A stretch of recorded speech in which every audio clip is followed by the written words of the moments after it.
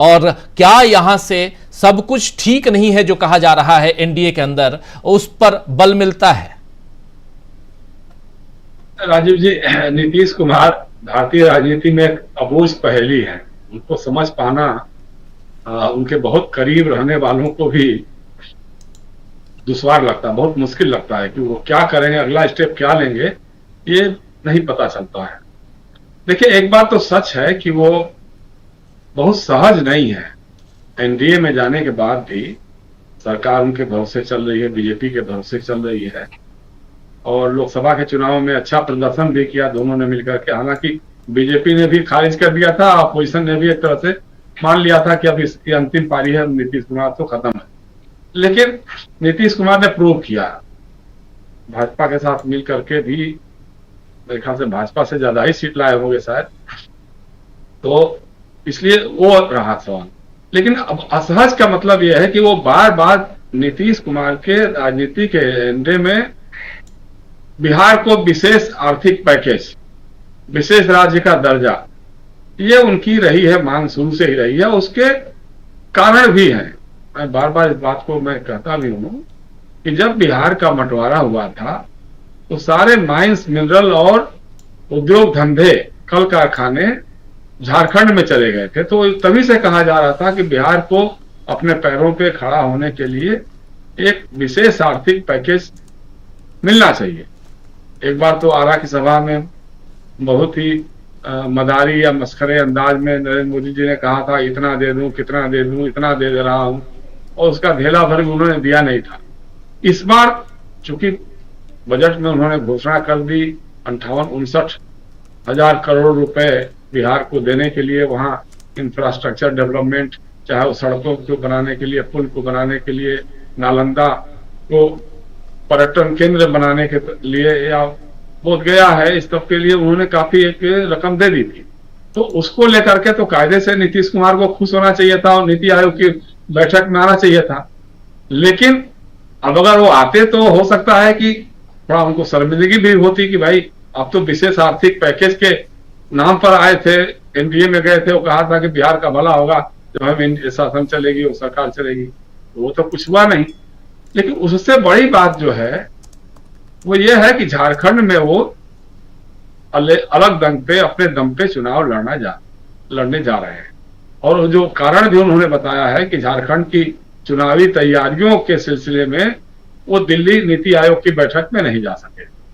अब जैसे मैंने एक बार कभी चर्चा हो रही थी तो बात भी करी थी कि झारखंड में जो बिहार में किसी जमाने में भाजपा के बड़े नेता, भ्रष्टाचार के खिलाफ काफी अभियान चलाने वाले सरजू राय जी, जो झारखंड में भी विधायक और मंत्री भी रहे, और लेकिन पिछली बार उनका झगड़ा बढ़ गया तो निर्दलीय होकर के चुनाव लड़े जमशेदपुर से, और उन्होंने मुख्यमंत्री रघुवर दास को हरा दिया था जी। और वो निर्दलीय विधायक हैं।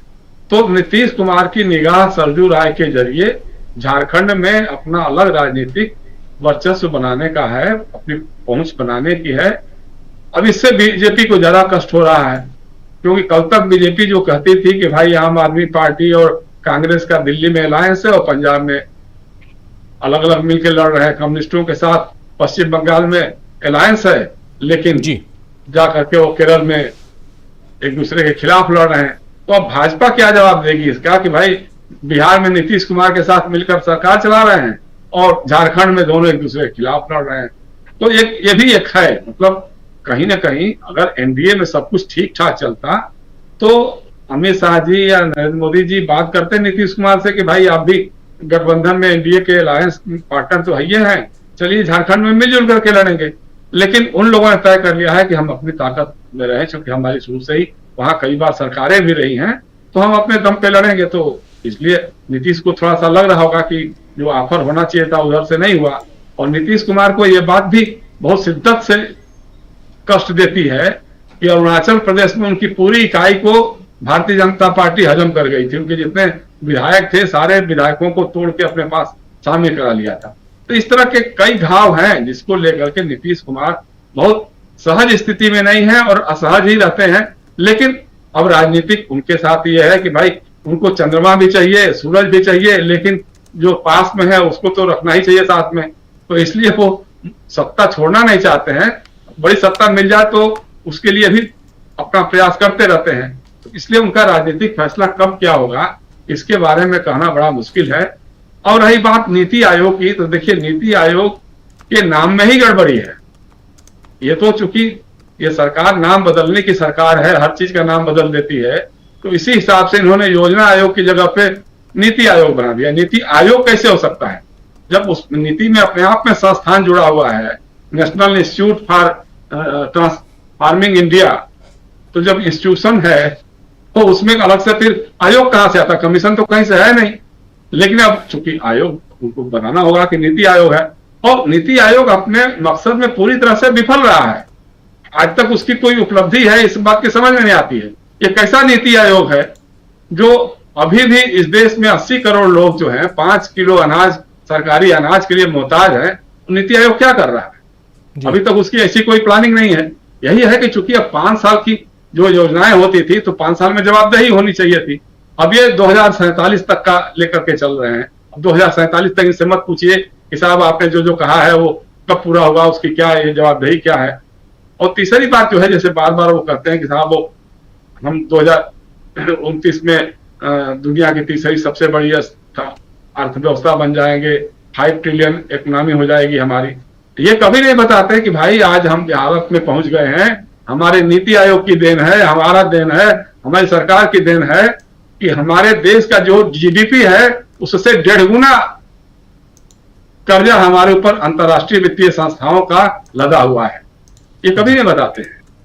तो ये सारी चीजें हैं। और जिस ढंग से ममता बनर्जी के साथ हुआ है वो बहुत ही अपमानजनक है।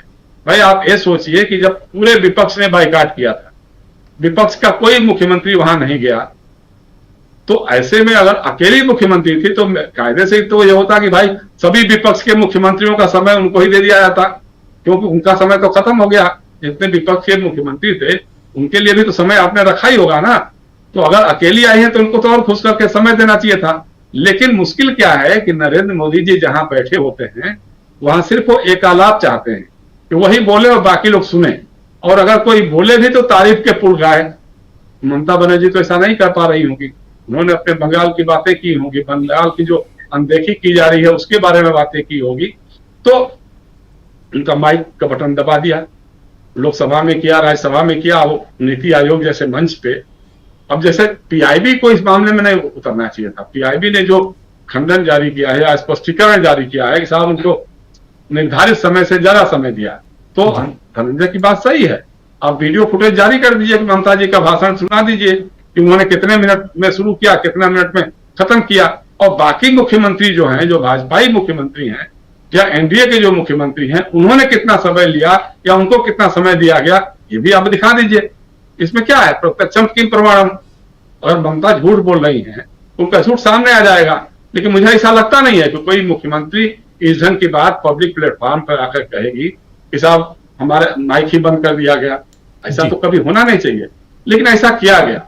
तो ये सारी चीजें हैं। और जहां तक राहुल गांधी की बात है, जो अभी वहां गए थे, सुल्तानपुर गए थे, लौटते समय रामचैत की दुकान पर गए थे, तो वो मतलब लगातार उनकी इमेज इस ढंग की बनती जा रही है कि वो लोकल कनेक्ट, लोगों से कनेक्ट कायम करने का उनका जो तरीका है वो लोगों के मन को भा रहा है और वो रिजल्ट भी दे रहा है। जैसे मान लीजिए कि अब उन्होंने वहां रामचंद्र की दुकान पे जूता सिलना या चप्पल सिलना भी सिलकर भी देखा, और बाद में कहा कि नहीं इसमें तो बहुत ज्यादा मेहनत लगती होगी, समय भी बहुत लगता होगा, इसके लिए मशीन होनी चाहिए, तो इन्होंने मशीन भी मंगवा कर भिजवा दिया। तो ये अपने आप में बड़ी बात है।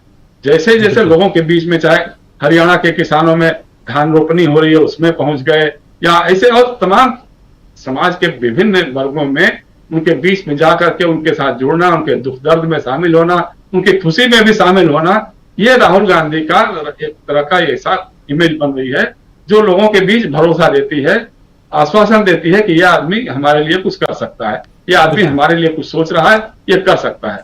तो इन सारी चीजों को लेकर के जाहिर सी बात है कि मोदी जी और उनकी सरकार में बौखलाहट, बेचैनी का तो है ही है, भाव रहेगा ही है, और बढ़ते ही जा रहा है वो लगातार। और संसद में भी जिस ढंग से आक्रामक अभी विपक्ष है, चाहे बजट के ऊपर जो जितने अच्छे अच्छे भाषण हुए हैं, ये सब चीजें मतलब स्वस्थ लोकतंत्र के लिए एक उम्मीद जगाती हैं, भरोसा दिलाती हैं। जी राजीव। जी जी, बिल्कुल बिल्कुल। राहुल गांधी की बात हो चाहे ममता बनर्जी